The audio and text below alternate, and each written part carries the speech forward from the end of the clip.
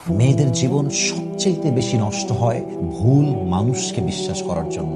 মেয়েদের মাঝে সবচেয়ে বড় সফট কর্নার কি জানেন? তারা অল্পতেই বিশ্বাস করে ফেলে, অল্পতেই তারা ট্রাস্ট করে ফেলে। এবং আমার মনে হয় যে অল্পতে ট্রাস্ট করার জন্য, বিশ্বাস করার জন্য হাজার হাজার নারীর সংসার নষ্ট হয়েছে, হাজার হাজার নারীর জীবনটা ধূলিসাৎ হয়ে গিয়েছে। ঠিক কিনা বলেন? মনে করেন যে মেয়েটা যখন বিয়ের বয়সে আসছে, বাবা একটা ছেলে দেখেছে, বলছে মা এটা অনেক ভালো ছেলে, এর মতো ছেলে আর পাওয়াই যাবে না, this is the best man ever in the world.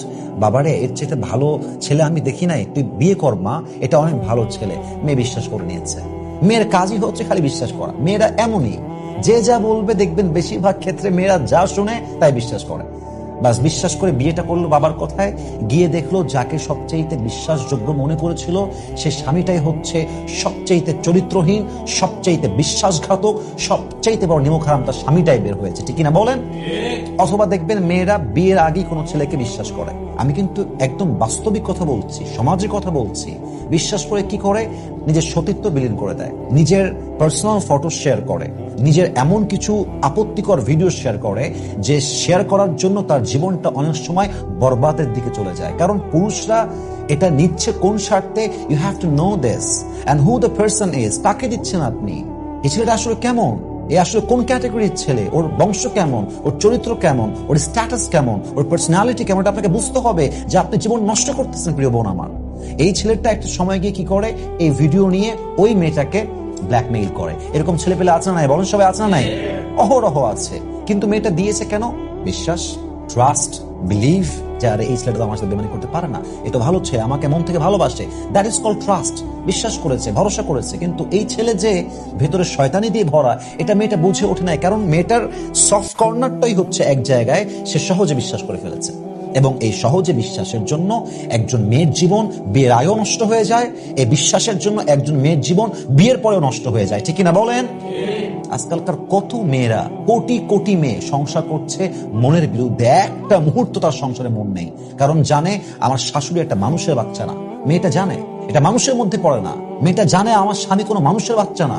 ওর ব্যবহার, ওর আচরণ, ওর কথা, ওর ক্যারেক্টার, ওর চলাফেরা, ওর পার্সোনালিটি কোনোটাই মানুষের কাতারে পড়ে না। ও একটা মিথ্যাবাদী স্বামী।